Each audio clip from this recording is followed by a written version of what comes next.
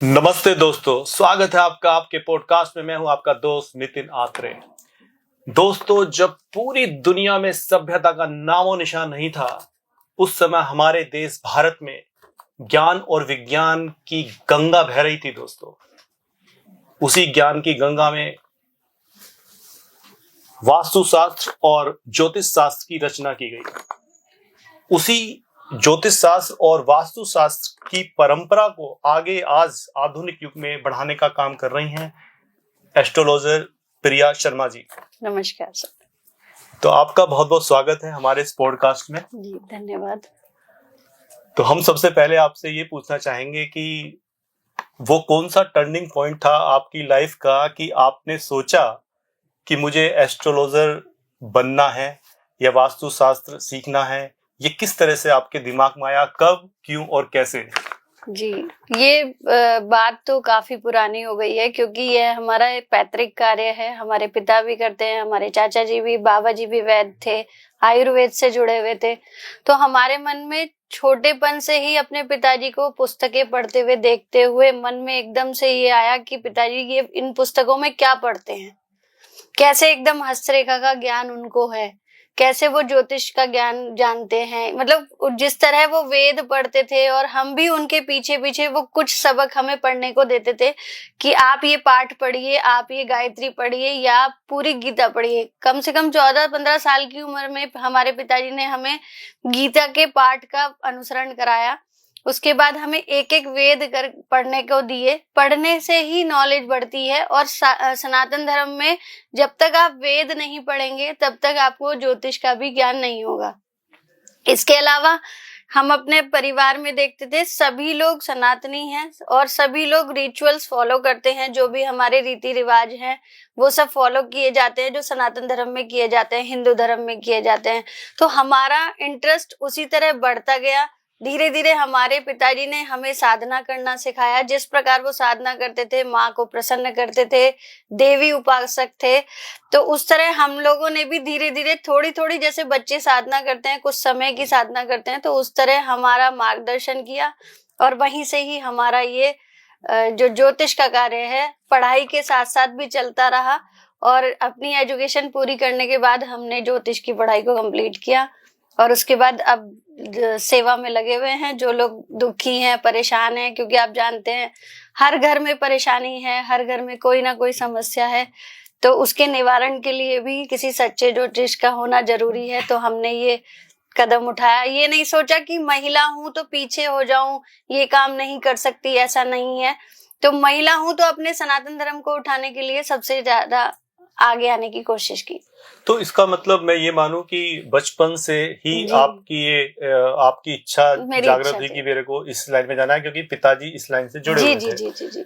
तो उसके बाद आपने जब सीखना शुरू किया, वो क्या एज रही होगी आपकी? जब मैंने सीखना शुरू किया, हमने वैसे तो 14 साल की उम्र से ही सीखना शुरू कर दिया था, 14 इयर्स के थे तब हम।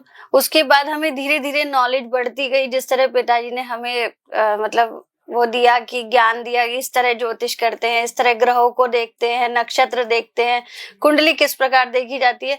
तो इस तरह करते करते हमारी उम्र कम से कम 20 साल हो गई। अब 20 साल के बाद तो बच्चों को नॉलेज हो ही जाती है, और ज्यादा इंटरेस्ट। हम स्कूल कॉलेजों में भी बच्चों का हाथ देख लेते थे, जो सहपाठी थे, जो साथ में पढ़ते थे। तो हमें बड़ा इंटरेस्टिंग लगता था जब सामने वाला कहता था कि हमारे साथ तो यही हो रहा है जो आपने बताया। अरे वाह, मतलब आप जब आपके जो सहपाठी थे तो उनको भी आप हाथ देखते थे? हाथ देखते थे उस समय। तो लोग जब कहते हैं ना कि जब अपना कहीं आदर सम्मान होता है तो उस चीज से बहुत प्यार हो जाता है। तो इसीलिए मुझे ज्योतिष से और वास्तु से बहुत प्रेम है। तो इसका अर्थ हम ये माने कि कहीं ना कहीं जो परंपरा चली आ रही थी घर की, आपने उसको संभाला? मैंने उसको संभाला है। आगे जैसे मतलब कहते हैं कि विवाह के बाद मैंने इसको संभाला। मतलब जो हमारी प्राचीन शास्त्र हैं, ये उस परंपरा को तो आप संभाल ही रहे हैं, साथ में अपने परिवार की परंपरा को भी संभाल लिया। जी, अपना परिवार भी संभालते हैं और अपने और लोगों की सेवा के लिए भी लगे हुए हैं। अच्छा, ये बताइए, जैसे आपने बताया कि जो परिवार है उसका तो आपको पूरा साथ रहा। जी। लेकिन कभी ऐसा रहा कि जैसे आप पढ़ रहे हैं और समाज के कुछ लोग या पड़ोसियों ने बोला हो, अरे ये तो पढ़ती वढ़ती है नहीं, ये तो इस लाइन में लग गई है अपने पिताजी के साथ, क्योंकि आजकल सब सोचते हैं कि डॉक्टर बने, इंजीनियर बने, लेकिन आपका जो रुझान था, जो आपकी इच्छा थी, वो ये बनने की थी, तो नहीं। कभी पड़ोसियों का या कभी किसी ने कुछ बोला हो आपको? नहीं, देखिए पड़ोसी शादी से पहले तो किसी ने मुझे कुछ कहा ही नहीं, क्योंकि बच्चे जब अपने मन की करते हैं अपने माता पिता को ही फॉलो करते हैं।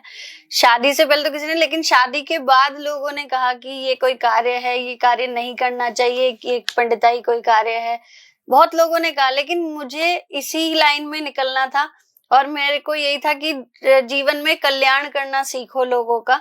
तो इसलिए मुझे थोड़ी सी मुश्किलें शादी के बाद आई।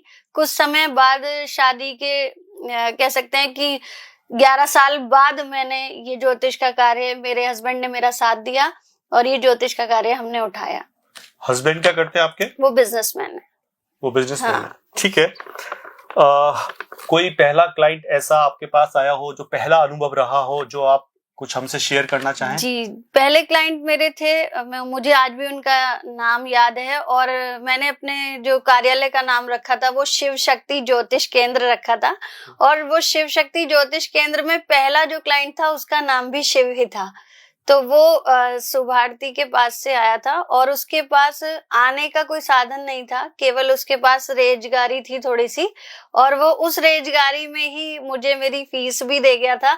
और वो रिक्शा में सुभारती से, आप समझ लीजिए कि मेरठ बाईपास से वो यहाँ तक शास्त्री नगर तक रिक्शा में आया, और पितृदोष के कारण वो पीड़ित था, उसके जीवन में पितृदोष था। जब मैंने उसकी कुंडली एनालाइज करी तो मुझे बहुत ही कम, मुझे उससे कोई फीस नहीं चाहिए थी, लेकिन फिर भी वो सम्मान करते हुए फीस देकर गया और उसका निवारण किया। आज वो अपने घर में अच्छे खासे पारिवारिक जीवन में रह रहा है। उसका विवाह नहीं हो रहा था, उसकी स्टडी नहीं हो रही थी, वो सब कंप्लीट हुई है। जो भी उपाय हमने उसे बताए, वो मेरा पहला क्लाइंट था, तो मैं उसे नहीं भूल सकती कभी भी।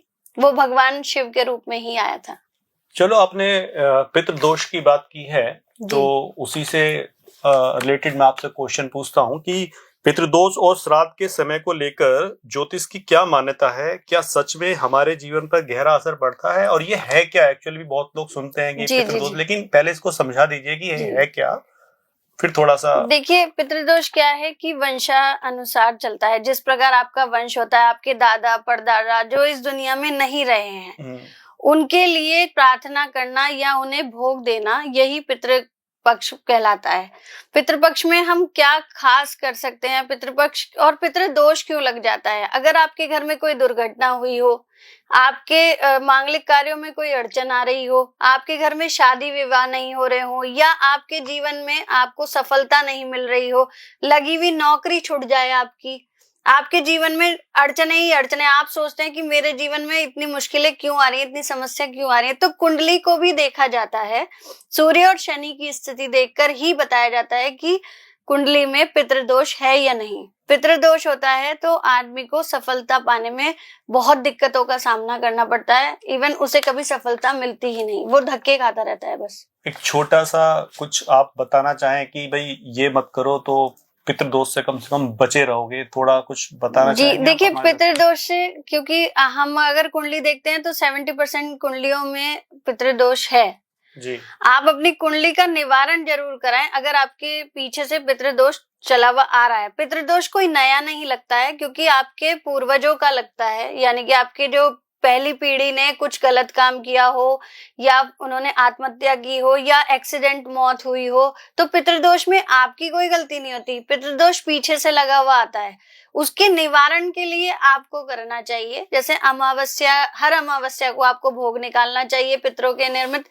पितरों के लिए आपको प्रार्थना करनी चाहिए। वास्तु अनुसार हम बताते हैं कि पितरों की फोटो साउथ में लगानी चाहिए, साउथ वॉल पे लगाना चाहिए। अच्छा। और उसके नीचे प्लेट जरूर लगानी चाहिए। लोग क्या करते हैं, फोटो अब पितरों की टांग देते हैं, ये सबसे गलत होता है। कभी भी कील पे पितरों को नहीं टांगना चाहिए। पितरों को हमेशा, मैंने कई घरों में देखा है कि ये बहुत गलत देखा है आपने कि पितरों को कभी भी कील पे टांगना नहीं चाहिए, ये सबसे गलत काम करते हैं। फोटो पे वो भी लगा देते हैं, माला वगैरह, फोटो पे माला लगा देते हैं। पितरों की पूजा केवल पितृपक्ष में ही करनी है। तो बहुत ज्यादा दिखाया जाता है, फिल्मों में ज्यादा दिखाया जाता है, लेकिन आपको स्थान देना है। अगर साउथ की वॉल पे आप पितरों की फोटो लगाते हैं तो उसके नीचे लकड़ी का पाटा या कोई भी लोहे की प्लेट भी लगा सकते हैं, कोई भी लगा सकते हैं, लेकिन कभी भी पितरों की फोटो टांग के नहीं रखनी चाहिए। माला जरूर चढ़ाएं, पूजा पितृपक्ष में करें, सम्मान करें अपने पितरों का, और जो घर में माता पिता अभी हैं उनका भी सम्मान करें। इससे भी पितृ रुष्ट हो जाते हैं। आप अपने अभी के माता पिता का तो सम्मान नहीं कर रहे हैं, लेकिन आप अपने पितरों की पूजा कर रहे हैं, तो उसका कोई लाभ नहीं है।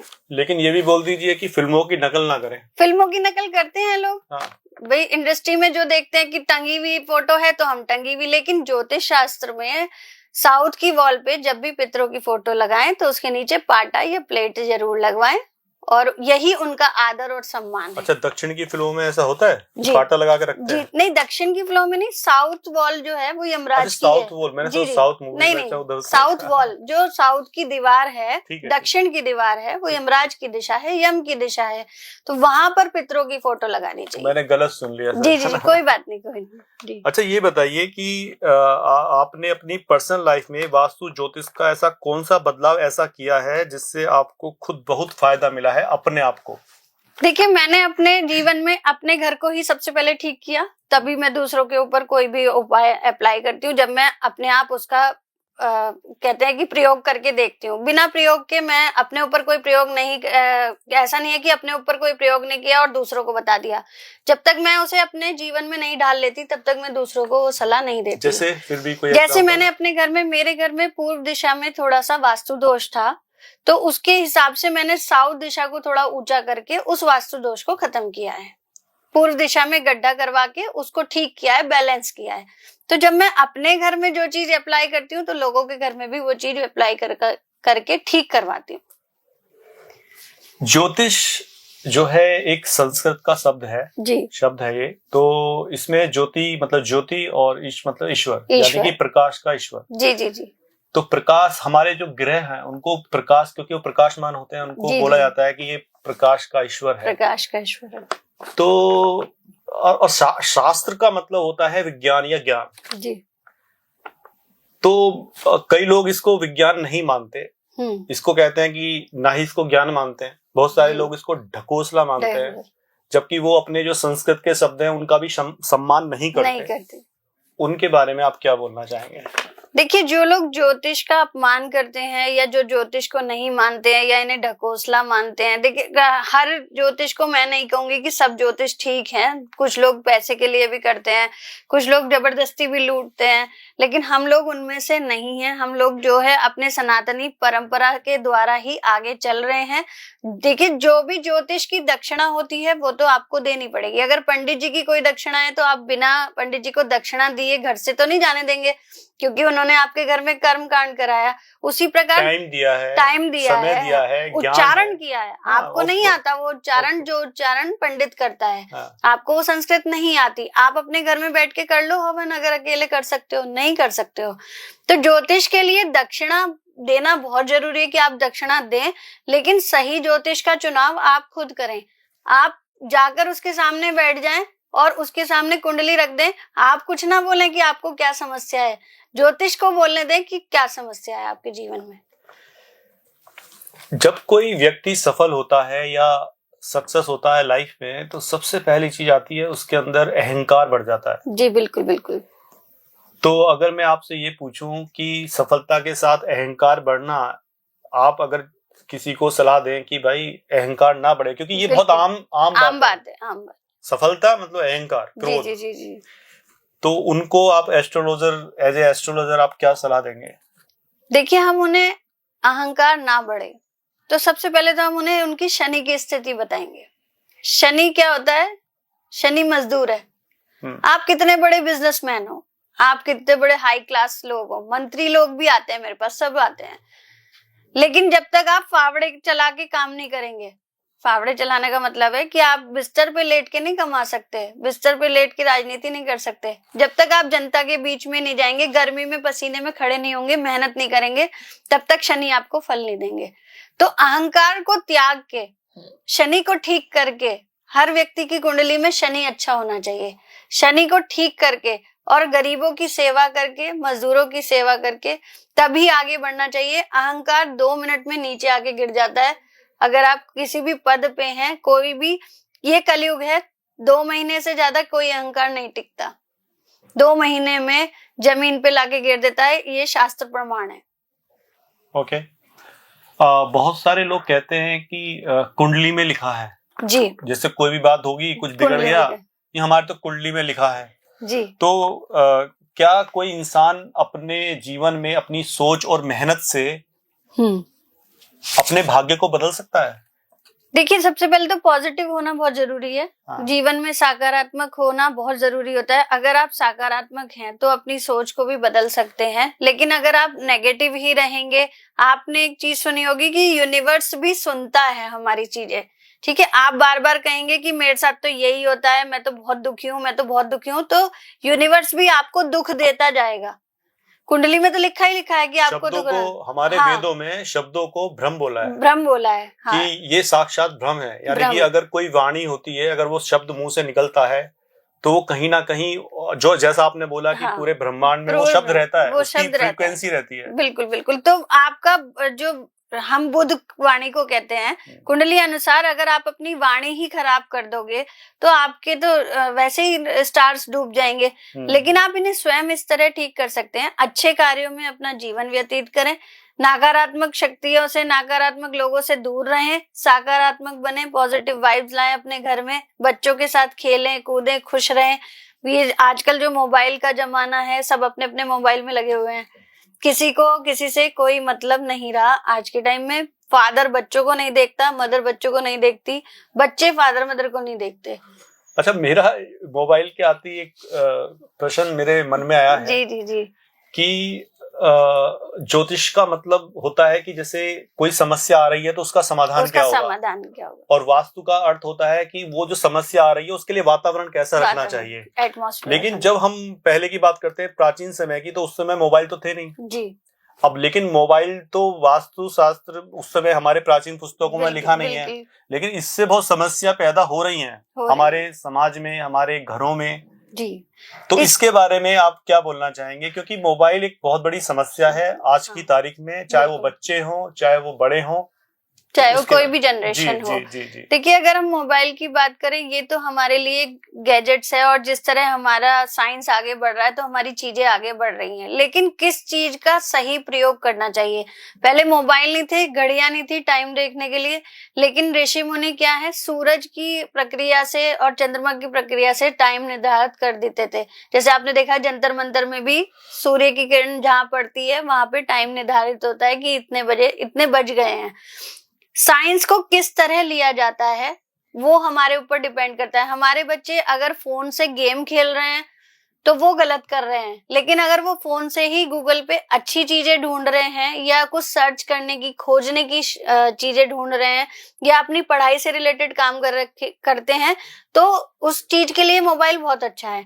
रही बात वास्तु की, नहीं, मोबाइल के बहुत फायदे भी हैं। हाँ, बहुत फायदे हैं लैपटॉप मोबाइल के। कभी कभी पुलिस वाले जब किसी चोर डाकू को पकड़ने जाते हैं, गुंडों को और आतंकवादियों को, तो मोबाइल बहुत सहायता करता है, तो उसमें भी फायदा होता है। इसके अलावा इसके अंदर पूरा ज्ञान भी है और अज्ञान दोनों इसके अंदर भरा पड़ा है। वो बात अलग है कि कौन अज्ञान को चुनता है, ये आपको डिसाइड करना है कि उसमें ज्ञान लेना है या अज्ञान लेना है। अब वास्तु की बात करें तो ऋषि मुनि जब रहते थे पहले के जमाने में, तो उनका क्या था, शौचालय करने वो कहाँ जाते थे? दूर जाते थे। उनकी कुटिया में कहीं आपको शौचालय बना हुआ दिखता था? नहीं होता था। तो घरों में आजकल घरों में नहीं, रूम में, बेडरूम में। तो नकारात्मकता कहाँ से आती है?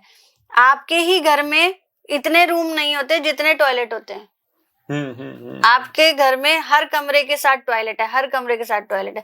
आपकी सारी नेगेटिविटी वहीं से ही तो आ रही है। वैसे ये भी अभी हुआ है, इससे पहले तो कुछ दिन पहले हमारी जो पहली पीढ़ी थी वो भी बाहर बनाते थे, अब इस बार, अब तो खैर हाँ, अब फ्लैट सिस्टम है, फ्लैट में रह रहे हैं लोग, और फ्लैट में भी कम जगह होने की वजह से नेगेटिविटी इतनी ज्यादा बढ़ गई है कि हर रूम के साथ आप टॉयलेट, पति पत्नी साथ में सो रहे हैं, बराबर में टॉयलेट है, टॉयलेट के पोर्ट का ढक्कन खुला हुआ है और आप रात्रि को सो रहे हैं, तो साक्षात राहु है आपके कमरे में।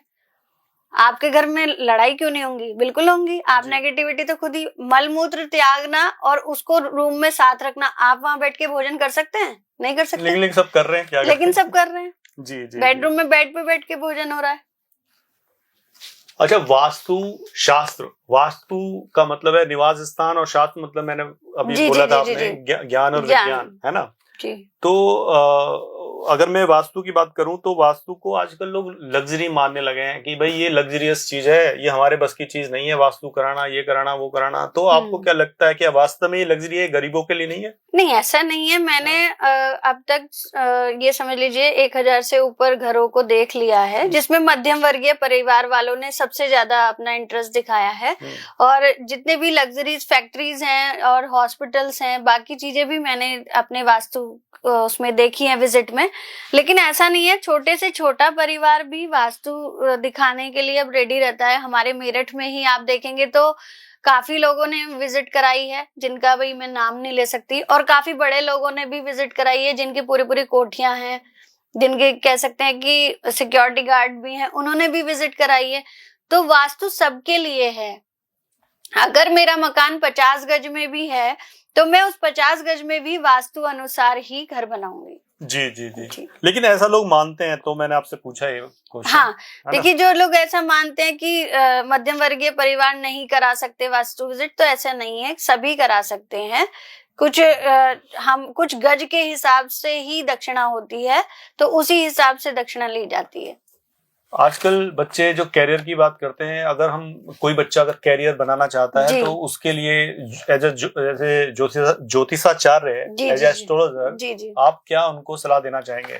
देखिए जो बच्चे करियर बनाने के लिए अपने आप को आगे अग्रसर करते हैं, सबसे पहले तो वास्तु अनुसार नॉर्थ के रूम में बैठ के पढ़ाई करें, ईस्ट की तरफ फेसिंग करें, अपनी टेबल जो है वो ईस्ट की तरफ डालें, अपना फेस ईस्ट की तरफ रखें, और पढ़ाई करते समय मोर पंख अपने सामने जरूर लगाएं, क्योंकि वो शिक्षा का, और एक सरस्वती माता की मूर्ति टेबल पर लगानी बहुत जरूरी होती है। अगर आजकल के बच्चों को आप विज्ञान, आज का जो आधुनिक विज्ञान है, उसके तौर पर समझाना चाहें ज्योतिष को, तो आप किस तरह से समझाएंगे? देखिए साइंस बहुत बड़ी चीज है। साइंस के हिसाब से आपकी इंगला और पिंगला नाड़ी होती है, ये स्नायु नाड़ी होती है, उसके अनुसार ही आपकी प्रकृति को देखा जाता है। ये भी हम श्वास किस पेड़ से कौन सी श्वास ले रहे हैं, आपके आसपास कैसा वातावरण है। अगर आपके आसपास कहते हैं कि नेगेटिविटी कह दी मैंने, जैसे कोई वायु खराब जा रही है या आपके घर का वातावरण खराब हो रहा है, तो साइंस के हिसाब से भी आपके वातावरण घर का शुद्ध रहना चाहिए, उसके अनुसार ही पढ़ाई में ध्यान लगेगा, वरना नहीं लगेगा। साइंस में भी यही है कि आप जब पढ़ते हैं तो आपका रूम बंद होना चाहिए, कोई भी नेगेटिव और आपके अंदर नहीं होनी चाहिए, आपके मन में कोई गलत विचार नहीं आने चाहिए। तो इसके लिए ज्योतिष यहाँ साथ देता है कि पहले ईश्वर का ध्यान करो, अपने आप को पॉजिटिव करो 5 मिनट के लिए, 10 मिनट के लिए, उसके बाद ही आप पढ़ाई के लिए बैठो। तो साइंस से भी ये चीज रिलेट करती है कि हम कहाँ से सांस लेते हैं, कहाँ से सांस छोड़ते हैं। नहीं, हम उनको बच्चों को ये भी बता सकते हैं कि शायद मैं अपनी तरफ से बात जोड़ रहा हूँ, कोई बात नहीं। हाँ, हम ये भी बता सकते हैं कि देखो हमारे वैज्ञानिकों ने तो अब बोला है, अब मैं कह रहा हूँ ज्योतिष पे कोई विश्वास करे या ना करे, लेकिन इस बात पे तो उनको विश्वास हो ही गया होगा कि प्लेनेट्स का ज्ञान हमें था। हाँ, कम से कम, और जो सूर्य है उसकी जो एनर्जी शास्त्रों में सब लिखा है। हाँ। और वैज्ञानिक से पहले ही शास्त्रों में, इवन जो चंद्रयान पे लोग जा रहे हैं, ये भी तो चंद्रयान जा रहे हैं, ये भी तो शास्त्रों में पहले ही कि हम चांद पे पहुंचेंगे। नवग्रहों की जो गणना है वो शास्त्रों में विज्ञान से पहले ही आ गई है, विज्ञान तो बाद में आया। तो ज्योतिष और विज्ञान का समायोजन करने के बाद ही आपको ये डिसाइड करना चाहिए कि आपके जीवन में कैसे हम आगे बढ़ सकते हैं। जी, और इसके अलावा साइंस में आज पढ़ा जाता है, हमारे वैज्ञानिकों ने जो सलाह वो बताया कि डायरेक्ट और इनडायरेक्ट रूप से जो भी एनर्जी आ रही है पंच तत्व में से जो बने हुए लोग हैं, उनमें वो एनर्जी सूर्य से आती है। तो सूर्य जो वो भी एक प्लेनेट का जो हमारे जो कुंडली में भी सूर्य देखा जाता है ना, कुंडली में देखा जाता है। तो जब उसका प्रभाव तो हमारे वैज्ञानिक बता रहे हैं, तो बाकी का भी प्रभाव बता देंगे। नहीं, तो हम खुद मेडिकल एस्ट्रोलॉजी में बताते हैं, हम मेडिकल एस्ट्रोलॉजी में बताते हैं, तो हम यही कहते हैं कि अगर आपकी कुंडली में सूर्य कमजोर है तो आप विटामिन डी के कैप्सूल खाओ, आप विटामिन डी लो, आप किसी तरह आप सन को जल अर्पित करो। क्यों अर्पित करो? क्यों? जब आप जल अर्पित करेंगे तो आप सन की जितनी भी रेंज है वो आपके शरीर पे पड़ेगी, और आपको विटामिन डी मिलेगा। और विटामिन डी जब मिलेगा तो आप सुबह 7 बजे से पहले जब करेंगे तो रेंज जितनी अच्छी आपके शरीर पे पड़ेगी, आप उतने स्वस्थ होंगे। तो ज्योतिष और विज्ञान एक ही है। जी जी जी जी। आजकल जो विवाह होते हैं, जी। शादियां होती हैं, जी, रिलेशनशिप जी। में जो शादी में जो कंपेबिलिटी का बहुत बड़ा इशू है आजकल, जी तो ज्योतिष इसमें कितना गाइड कर सकता है? मतलब आजकल देखिएगा कि हर जगह देखिए तलाक, ये जी केसेस जी बहुत जी ज्यादा बढ़ गए हैं, तो उस बारे में आप थोड़ा सा। देखिए, जब हम कुंडली देखते हैं और हम लोगों का गुण मिलान भी करते हैं जिस प्रकार करते हैं, तो उस समय हम लोग कुछ ग्रह ऐसे होते हैं जैसे मंगल है, बृहस्पति है, और हम कुंडली में राहु केतु की स्थिति देखने के बाद ही लोगों को सलाह देते हैं कि विवाह करना उचित है या नहीं है, आपका विवाह कितना चलेगा या नहीं चलेगा, देर से होगा या जल्दी होगा। तो वो सारी चीजें हम कुंडली के अनुसार ही बताते हैं। तो बहुत से लोग कहते हैं कि 36 गुण मिले ना मिले, पैसा जरूर होना चाहिए, उसके बारे में क्या बोलोगे? देखिए, पैसा क्योंकि आम जीवन में जीवन नहीं, व्यापन मैं अपनी करने के बात लिए, नहीं कर रहा हूँ, हाँ मैं नॉर्मल बात कह हाँ रहा हूँ हाँ जो आम पब्लिक नहीं, बोलती आम है। पब्लिक चाहती है। हाँ देखिए, जीवन व्यापन करने के लिए पैसा तो जरूरी है ही है, लेकिन लक्ष्मी है, लक्ष्मी लक्ष्मी, माता है। हाँ लक्ष्मी जरूरी है, हाँ। लेकिन उसके साथ अंडरस्टैंडिंग बहुत जरूरी है, एक दूसरे को समझना बहुत जरूरी है, ईगो क्लैशेस नहीं होने चाहिए, कुंडली अनुसार भी ईगो क्लैशेस मैच ना हो रहे हो, इनके विचार कितने मिलेंगे कितने नहीं मिलेंगे। नहीं, जो पैसों की बात आती है वो जी, कहती है पति के पास तो पैसा होना चाहिए, पत्नी के पास नहीं होना चाहिए, मतलब जो मैंने सुना है। पत्नी के पास नहीं होना चाहिए। हाँ, कम होना नहीं चाहिए, तब वो नहीं ज्यादा बन के रहती है। नहीं, ऐसा नहीं है। अच्छा। आप दोनों के मतलब वो तो अंडरस्टैंडिंग की बात है, आजकल हाँ। सभी लेडीज वर्किंग है, हाँ। और अगर वो ईगो करने लगी पति के हाँ। सामने कि पैसा हाँ, तो ज्यादा ईगो है, क्लैश हो हाँ जाता है ना, ईगो तभी क्लैश तो होता है जब दोनों कमा रहे हो। ईगो क्लैशेस नहीं होना चाहिए। वो सारी चीजें सूर्य की स्थिति से देखी जाती है। जी जी जी। जब भी सप्तम भाव में, कुंडली के सप्तम भाव में आ जाता है ना सूर्य, तो सामने वाले पार्टनर को बहुत ईगो हो जाती है, चाहे वहां पत्नी हो चाहे लेकिन पति मैं हो। आपको ये बोलना चाह रहा हूँ, सॉरी मैं बीच में आपको कोई नहीं काट रहा कोई हूँ, नहीं, लड़ाइयाँ तो पहले भी होती थी, बिल्कुल होती थी, अभी भी होती हैं, अब वो बिल्कुल टिकती नहीं है, पहले टिक पहले जाती, टिक पहले जाती। लड़ लड़ के भी टिकी रहती जी जी थी, जी अब लड़ने के बाद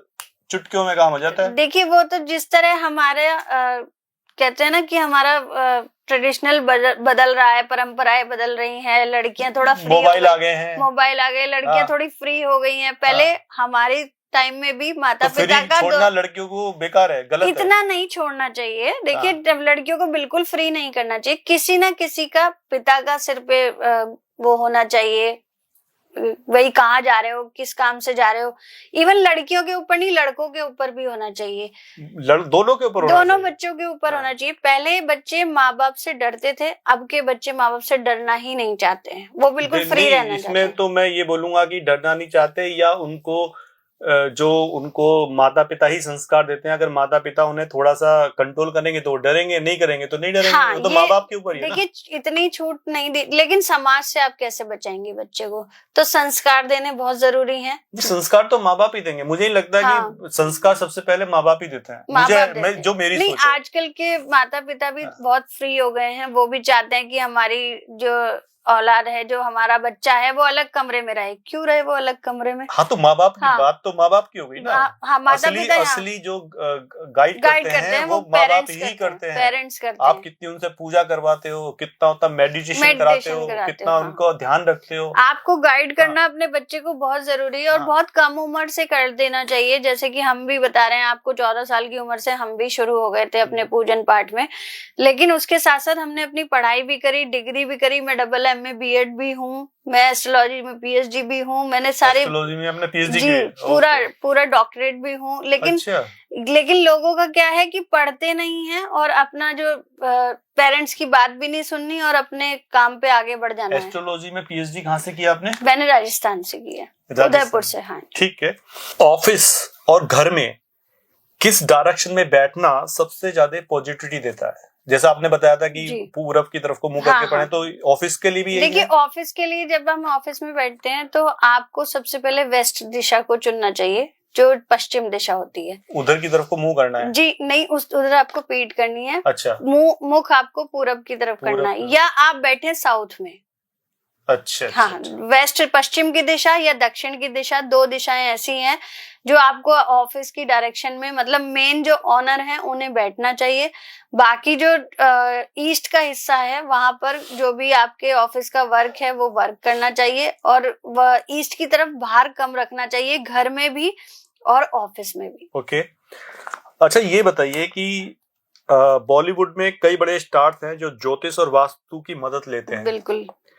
क्या आपने कभी किसी सेलिब्रिटी का कुछ ज्योतिषाचार्य, अगर आप नाम छुपा जी, जी, सकते हैं, जी। अगर छुपाना चाहें नहीं, तो। छुपाने की बात नहीं है। काफी बड़ी एक्ट्रेस हैं डिम्पल कपाड़िया जी, उनसे हमारी मुलाकात हुई और उन्होंने हमसे कुछ सलाहें ली और जो हमारा उन्होंने किसी से इंटरेक्शन भी कराया।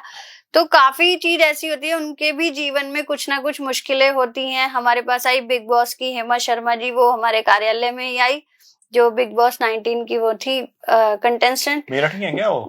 वो मुरादनगर की हैं। अच्छा, तो मुराद। वो मुंबई ही रहती हैं, लेकिन उनको पता चला कि हम लोग भी देखते हैं, तो वो हमारे पास आई सलाह लेने और ऑफिस में भी रही। तो काफी ऐसे अभिनेत्री हैं जिनके नाम हम नहीं बता सकते, लेकिन काफी लोग आए हमारे पास और हमने उनका समाधान भी किया। आज भी हमसे जुड़े हुए हैं, बस नाम छुपा लेते हैं क्योंकि वो अपने आप को शो नहीं कर सकते। तो अगर आपको किसी बॉलीवुड स्टार की कुंडली पढ़नी हो जी, तो किसका पढ़ना चाहेंगी और क्यों? देखिए, हमारे महानायक हैं अमिताभ बच्चन जी। हाँ। तो उनकी कुंडली सबसे अच्छी कुंडली मैं इसलिए कहूंगी कि उनकी कुंडली में स्ट्रगल भी था, उनकी कुंडली में उन्होंने सब कुछ देखा है जीवन में और इस समय लग्जरियस लाइफ वो भी जी रहे हैं। बाकी एक्टर्स भी जी रहे हैं और बाकी लोग भी जी रहे हैं, अभिनेता भी जी रहे हैं, लेकिन मैंने अमिताभ बच्चन की कुंडली में एक खास चीज देखी कि उनके चतुर्थ भाव में शनि विराजमान थे। तो शुरुआती दौर में उन्हें निकाला भी गया पिक्चरों से, उन्हें ज्यादा रोल दिया भी नहीं गया, उनकी हाइट की वजह से या उनके बोलने की आवाज की वजह से, क्योंकि उनका बुद्ध अच्छा नहीं है।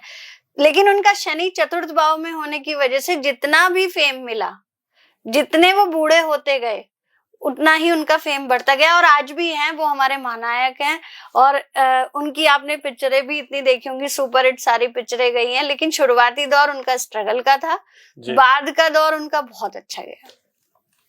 एक आनंद फिल्म आई थी राजेश खन्ना के साथ उनकी, जी, तो जी, राजेश जी। खन्ना का एक डायलॉग था कि जिंदगी बड़ी होनी चाहिए, लंबी नहीं। तो अमिताभ बच्चन की तो बड़ी भी है और लंबी भी लंबी भी है, है? हाँ। दोनों ही लाइफ है उनके पास। इवन राजेश खन्ना जी चले गए और राजेश खन्ना जी चले गए, हाँ। बड़ी करके कहते हुए, और ये अभी भी लंबी भी है, इनकी बड़ी भी है। ईश्वर इनको लंबी आयु दे। हाँ। और हमारे देश में ऐसे कम अभिनेता हैं जो इतना अच्छा काम कर रहे हैं। एक चीज और बोलना चाहता हूँ, सॉरी, मैं एक चीज और बोलना चाहता हूँ, लंबी लाइफ भी तो उसी की होगी जिसकी बड़ी होगी, क्योंकि लंबी लाइफ तो वही जी सकता है ना जो हेल्दी हो, और जो हेल्दी होगा तो बड़ी भी उसी की है। नहीं, आप पैसा ज्यादा होना, हाँ। कम होना, इट डज नॉट मैटर। नहीं, मैटर है लाइफ को लंबी स्वस्थ जीना। और देखिए, ये लोग ना कहीं स्पिरिचुअल, हाँ, पहला सुख निरोगी काया, ये लोग ना स्पिरिचुअलिटी से जुड़े रहते हैं। हाँ। आपने अंबानी के घर में भी देखा होगा, तो लगातार पूजन चलता रहता है। जी। कभी अभी अंबानी की फैमिली में शादी हुई, आपने देखा कि लगातार सबसे पहले पूजन हुए। जितने भी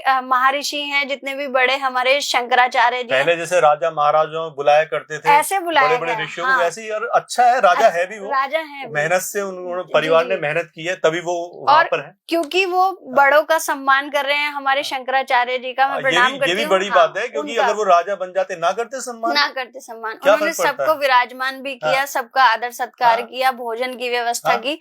परंतु अंबानी ने मजदूरों को भी खिलाया, आपसे गरीबों में भी खूब बटाया उन्होंने पूरा। वो तो मैं तो इस चीज को मानता हूँ कि तो इसी प्रकार अमिताभ बच्चन का भी कहेंगे कि उनको भी स्पिरिचुअल लाइफ से जुड़े रहते हैं वो लोग। ऐश्वर्या राय हो, अभिषेक बच्चन हो, जया बच्चन जी हो, वो जया बच्चन भी अपना कार्य कर रही हैं, राजनीति में है, लेकिन वो लोग सब ज्योतिष से भी जुड़े हुए हैं, उनके पास प्रकांड पंडित भी हैं, सब कुछ है, और उसके साथ ही अपनी जिंदगी चला। आप देखते हैं कि अमिताभ बच्चन नीलम पहने रखते हैं, अपनी बीच की उंगली में नीलम पहने रखते हैं, जो शनि का काम करता है। अच्छा। और वो उनका शनि ही उनको पावरफुल बनाता है और लंबी आयु देता है। और एकता कपूर जब सीरियल बनाती थी, वो क्या नाम से ही बनाती थी, वो क्या नाम से बनाती थी। जी। तो कुछ ना कुछ तो है वहाँ पर। बिल्कुल है। आप अपने जीवन में अगर कोई भी चीज लगातार देख रहे हैं, जैसे कोई भी नंबर भी आप देख रहे हैं कि मेरे जीवन में 3 नंबर बहुत शुभ है, या मैं 3 नंबर वाले के साथ रहता हूँ, तो वो आदमी मेरे लिए शुभ है। तो आप बार बार 3 नंबर वाले कोई ढूंढेंगे ना, अपने घर का नंबर भी 3 रखेंगे, अपने मोबाइल का नंबर भी 3 रखेंगे, तो ये अपने जीवन में अच्छी चीज है। भी 3 है। जी, जुपिटर का ही साइन है 3। आपकी नजर में बॉलीवुड का कौन सा स्टार है जो परफेक्ट पॉजिटिव ओरा वाला आपको लगता है? शायद अमिताभ बच्चन ही बोलेंगे। अमिताभ बच्चन ही कहूंगी, या मुझे कभी बहुत पॉजिटिव ऑरा लगी लता मंगेशकर जी की। लता मंगेशकर। हाँ, अब तो अच्छा। हमारे बीच में वो नहीं रही, लेकिन सबसे पॉजिटिव ऑरा उन्हीं की थी। और उन्हें कोयल भी कहा गया, भारत की कोयल थी वो जी। और मतलब सबसे ज्यादा सात्विक जीवन उनका मैंने देखा है। जैसी उनकी यात्रा थी वो सब मैंने देखी है। नहीं, तो हाँ, बहुत ही अच्छी सिंगर, और उन्होंने हमारे देश का भी नाम किया और समर्पण किया अपना। विवाह भी नहीं किया था आई थिंक उन्होंने अपना समर्पण पूरा, जितना भी अपना ज्ञान है, अपने जो उनकी सुर की जो भी संरचना थी, वो सारी अपने लेकिन देश हम को ये कह दी। सकते हैं ना, उन्होंने विवाह नहीं किया क्योंकि उनकी कुंडली में नहीं था। हाँ, बिल्कुल कह सकते हैं, उनके भाग्य में नहीं था, जबकि उनकी सिस्टर का हो गया था। सबका हुआ है। हाँ। तीनों सिस्टर में से 2 सिस्टर का हुआ लेकिन आप उन्होंने जाते वैसे जाते ही मानसिकता बन जाती है। हाँ। कुंडली के हिसाब से कि नहीं करनी है ना? कि कुंडली के भाव में किसी भी भाव में केतु बैठ जाए, सप्तम भाव में केतु बैठ जाए या केतु की दृष्टि पड़ जाए तो विवाह नहीं होता है। तो वो एक स्पिरिचुअल लाइफ, यानी कि मेरा संगीत ही मेरी पूजा है। क्या बात है। जिस प्रकार मेरा ज्योतिष ही मेरी पूजा है, मुझे पूजा करने की आवश्यकता नहीं है, लेकिन मैं लोगों को जो सलाह दे रही हूँ वही मेरी पूजा है। काश हम ऐसे ही इंसान होते, क्योंकि इतने महान लोग हैं दुनिया में, देख के लगता है कि नहीं है। आप जो अपना कार्य कर रहे हैं, आप उसके लिए डेडिकेटेड हैं, तो वो ही आपका पूजा है। ठीक है। अच्छा, ये बताइए कि फिल्म इंडस्ट्री के अंदर अक्सर कहा जाता है हिट एंड फ्लॉप। मतलब कोई फिल्म हिट होगी, फ्लॉप होगी, वो गिरोह की चाल से तय होता है। कई सारे डायरेक्टर हैं जो ज्योतिषाचार्य को बुलाते हैं और हिट और फ्लॉप का फॉर्मूला उनसे पूछते हैं कि कब उसको रिलीज करना चाहिए, कब नहीं रिलीज करना चाहिए फिल्म को। इसमें कितनी सच्चाई है? ये सच्चाई है, मुहूर्त के ऊपर डिपेंड होता है। जिस तरह हम लोग जैसे दिवाली का मुहूर्त निकालते हैं या फिर हम विवाह का मुहूर्त निकालते हैं, उसी समय हम ओपनिंग का मुहूर्त निकालते हैं कि आपको अपना कार्य कब शुरू करना चाहिए, कौन सा दिन होना चाहिए, कौन सी तारीख होनी चाहिए, उस समय कौन सी चौगड़ियां होनी चाहिए। तो ये मुहूर्त पंचांग के अनुसार निकाला जाता है। और जितने भी डायरेक्टर हैं वो अगर पंचांग के अनुसार चलते हैं, काफी डायरेक्टर, कुछ नहीं चलते हैं।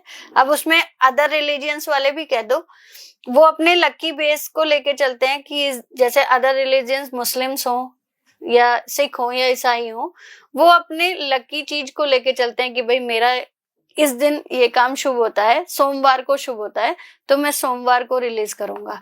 लेकिन जिनकी फ्लॉप हो जाती है, उनकी ग्रहों की गणना ही ऐसी होती है या उनकी कुंडली में ऐसे ग्रह चल रहे होते हैं कि उनकी पिक्चर फ्लॉप हो जाती है। ओके। अगर ऋतिक रोशन, रणबीर कपूर और कृति सेनन जी आपसे सलाह लेने आए जी, तो आप उन्हें क्या बेसिक टिप देंगी? देखिए, ऋतिक रोशन के लिए तो मैं एक अच्छा एक्टर तो नहीं कहूंगी, लेकिन जिस प्रकार की उनकी एक्टर आपने देखी है ना, वो कौन सी फिल्म आई थी, वो बिहार का एक टीचर बना है, super 30 I think. Very good actor, मतलब मैं दंग रह गया, इतनी अच्छी एक्टिंग की है। जादू हाँ, कहो ना प्यार है, ये सब चीजें कई फिल्में आई हैं, लेकिन कई फिल्में आई, लेकिन उनका जो कहते हैं कि सफर ज्यादा लंबा नहीं चला। नहीं, वो अलग बात है। देखो, एक्टिंग अच्छी करना अलग चीज है, सफर ज्यादा लंबा चलना अलग चीज है। वो कुंडली में होगा नहीं। कुंडली के मतलब मेरे पास आएंगे तो मैं उन्हें क्या सलाह दूंगी? मेरे पास अगर वो आएंगे तो मैं उन्हें एक अच्छा बिजनेसमैन बनने की सलाह दूंगी। लेकिन अभी तो उसकी फिल्म आई है, वो शायद पिट गई। अच्छा, ठीक है। काफी पिक्चरें उनकी पिट गई। और रणबीर कपूर का जो कहते हैं फ्यूचर काफी अच्छा है, जैसा उनके फादर का रहा, ऋषि कपूर जी का रहा, दादा का रहा, उनकी फैमिली का ही है। तो कह सकते हैं कि उनका फ्यूचर फिल्म इंडस्ट्री में बहुत अच्छा दिखाई देता है। वो कभी ना कभी कहते हैं कि एक साल में एक मूवी ऐसी लेके आएंगे कि जिसमें वो बिल्कुल हाई। आपको लगता है कि उनके सितारे गर्दिश में नहीं है? नहीं, बुलंद है, बुलंद है। अभी उनके सितारे बुलंद हैं। अच्छा, कृति सेनन का भी समय ठीक चल रहा है, अच्छा चल रहा है। जिस तरह की हम लोग कुंडली देखते हैं, मुझे लगता है उनका कोई बैकग्राउंड भी नहीं है। नहीं, उनका कोई बैकग्राउंड नहीं है, वो स्वयं से मेहनत कर रही हैं। और उनका कह सकते हैं उनका जुपिटर बहुत अच्छा है, जिस तरह गुरु ग्रह बहुत अच्छा है। तो काफी अच्छा आगे आपको उनके जीवन में देखने को मिलेगा। नई नई फिल्में आएंगी उनकी और हिट भी होंगी। चलो, हमारी तरफ से बधाई उनको। आपने खुद कौन सी बॉलीवुड मूवी से लाइफ लेसन लिया है? कुछ ऐसा लेसन लिया हो किसी मूवी को देख करके, अरे यार क्या मतलब कुछ ऐसी क्योंकि फिल्मों की बात हो रही है तो जी, मैंने जी। एक क्वेश्चन कर लिया आपसे। देखिए, मैंने फिल्मों से देखकर तो कोई लेसन नहीं लिया जीवन में, लेकिन मैंने सन्यासी को देख के और संतों को देख के बहुत लेसन लिए हैं जीवन में। ओके। कि क्या चीज त्यागनी चाहिए, क्या चीज नहीं त्यागनी चाहिए, क्योंकि फिल्म एक 3 घंटे का शो है, उसे हम अपने व्यक्तित्व में डाल लें ऐसा नहीं हो सकता। हाँ। लेकिन हम किसी व्यक्ति के व्यक्तित्व को अपने आप में डाल लें, ये हो सकता है। एक आदमी पतला सा 100 लोगों को पिटाई कर देता है तो वो तो नहीं डाल सकते, वो नहीं डाल सकते। तो मैंने कोई फिल्मों से, मूवी से तो कोई इंस्पिरेशन नहीं ली, ना कभी भी अपने जीवन में डाला। 3 घंटे की मूवी देखी, ठीक है, हो गया। हाँ। लेकिन उसे अपने जीवन में नहीं लेकिन डाला। आजकल एक मूवी आई थी अभी VFX में, उसका नाम था नरसिम्हा, महावतार हाँ। नरसिम्हा। जी जी, वो देखिए आपने? देखिए, वो वेद पुराण में हमने सब पढ़ा हुआ था, लेकिन अगर इस तरह अगर दिखाई गई तो बहुत अच्छा ये प्रयास था हमारे लिए। मैंने देखी वो हाँ, मूवी में बहुत अच्छा प्रयास होता है। रामायण भी आई थी, रामायण भी दिखाई गई। नहीं, भारत की पहली VFX 3D मूवी थी और it was very good. Actually मैंने देखी थी, मैंने भी देखी है। अच्छा, मैं खुद देखने गई थी। तो उससे भी भाई देखिए, हमने नरसिंह अवतार के सारे स्वरूपों को वेदों में पढ़ा है और हमने उनके बारे में सुना भी है, और माता पिता से भी सुनते हैं कि होलिका दहन क्यों होता है, क्यों प्रहलाद ने आराधना करी। तो वो सब चीज अच्छी लगी, लेकिन वो साउथ की तरफ से प्रयास था, हमारे बॉलीवुड की तरफ से कोई प्रयास नहीं था। साउथ भी अपना ही है। हाँ, मतलब फिर भी हमारे मुंबई की तरफ से कोई प्रयास नहीं था, लेकिन साउथ की तरफ से बहुत अच्छा प्रयास था। मुंबई की तरफ से हो ना हो, हमारे देश का प्रयास तो है ना? लेकिन अच्छा लगा मुझे भी, और लोग भी गए, और हमारी जनरेशन के बच्चे भी जाके देख के आए उस मूवी को। तो ये अच्छा लगा, अच्छा प्रयास है। जीवन में हम लोग साउथ को अलग मानते हैं और नॉर्थ को अलग मानते हैं। मुझे लगता है कि इस मूवी के आने के बाद लोगों को ये तो थोड़ा बहुत समझ में आ गया होगा कि भैया जिन भगवान को आप मानते हो वो भी नहीं मानते हैं, एक ही है सब। एक ही है ना सब। जी जी। आपके हिसाब से एस्ट्रोलॉजी और वास्तु सिर्फ प्रेडिक्शन नहीं बल्कि गाइडेंस फॉर हैप्पी लाइफ है, जैसा आपने बताया। जी बिल्कुल बिल्कुल। तो इसके बारे में आपको थोड़ा सा अगर समझाना चाहें तो हमको समझा दीजिए कि प्रेडिक्शन नहीं है। देखिए, प्रेडिक्शन भी है। भविष्यवाणी आजकल करते ही हैं, हम लोग भी कर रहे हैं भविष्यवाणी, काफी कही है हमने भी।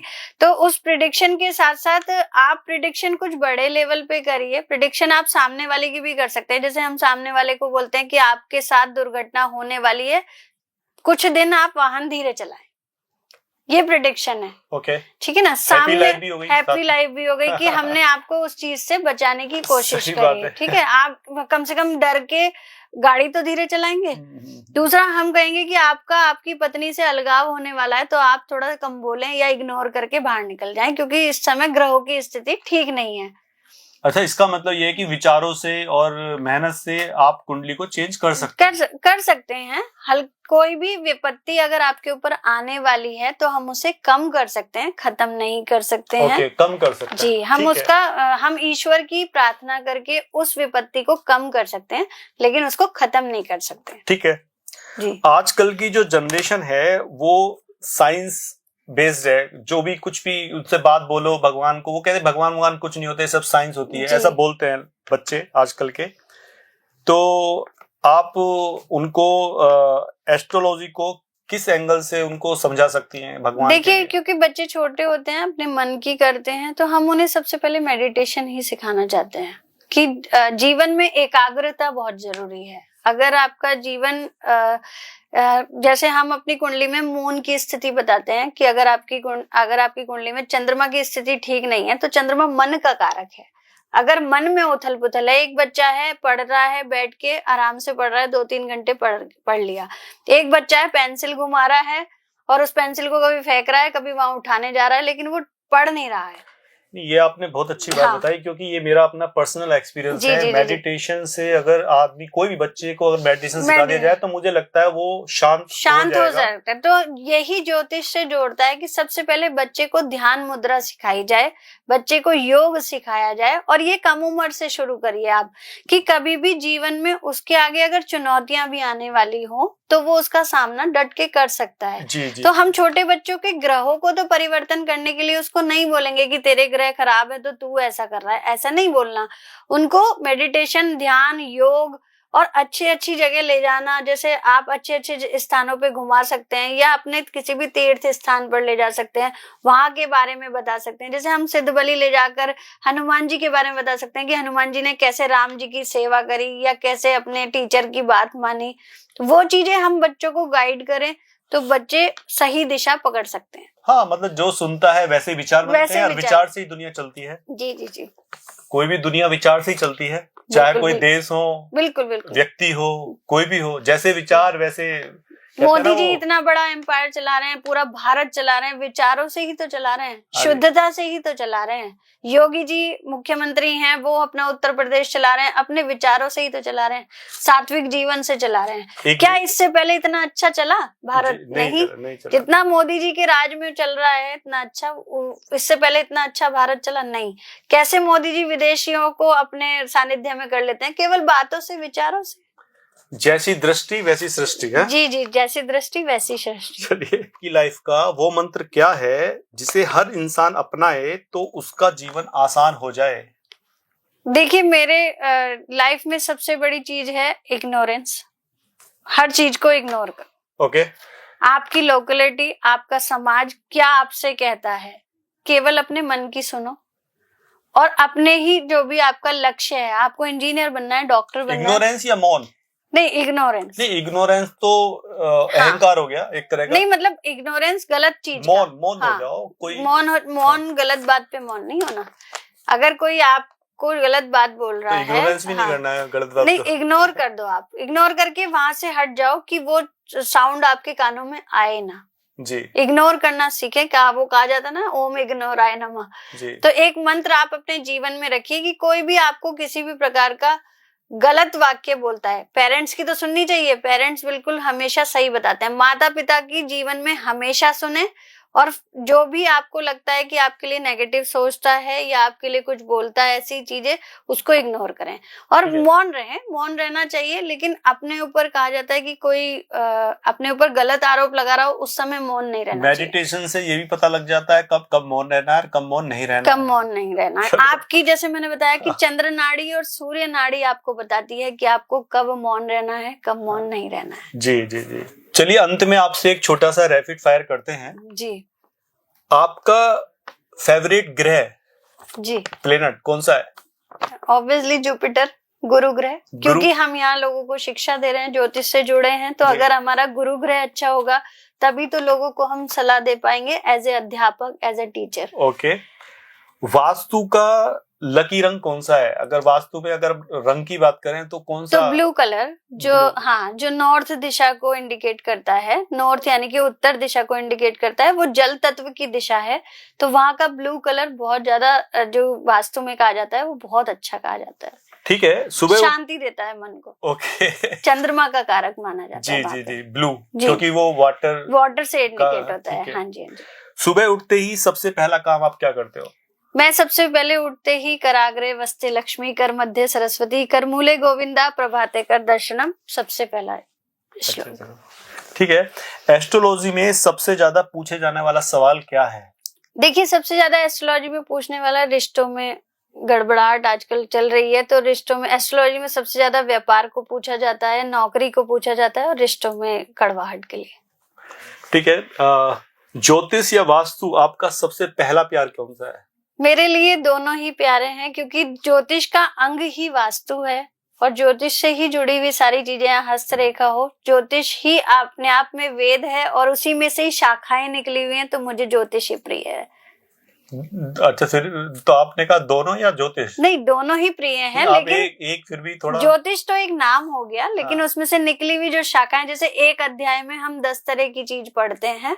ठीक है। तो दोनों ही प्रिय हैं। आप एक ही देखते हैं उनको, हाँ, है ना? एक ही देखती हूँ। बॉलीवुड या पॉलिटिक्स, किसके लोग ज्यादा कंसल्ट करते हैं? पॉलिटिक्स में। पॉलिटिक्स में ज्यादा लोग राजनीति सबसे ज्यादा लोग मेरे पास आते हैं, वो ज्यादा कंसल्ट करते हैं। ठीक है। अगर आपके पास टाइम मशीन हो तो किस युग में जाना चाहेंगे आप? मैं सतयुग में जाना चाहूंगी। राम? क्यों? भगवान कृष्ण क्यों नहीं? नहीं, देखिए, जो भी अच्छा द्वापर हो, सतयुग हो, उसमें जाना चाहूंगी, लेकिन कलयुग से निकलना चाहूंगी। तो ये थी प्रिया शर्मा जी, जिन्होंने बहुत ही एस्ट्रोलॉजी और वास्तु से जो रिलेटेड हैं हमें सारी बातें बताई और समझाई और बहुत अच्छी तरीके से समझाई। आपका बहुत बहुत धन्यवाद। धन्यवाद सर।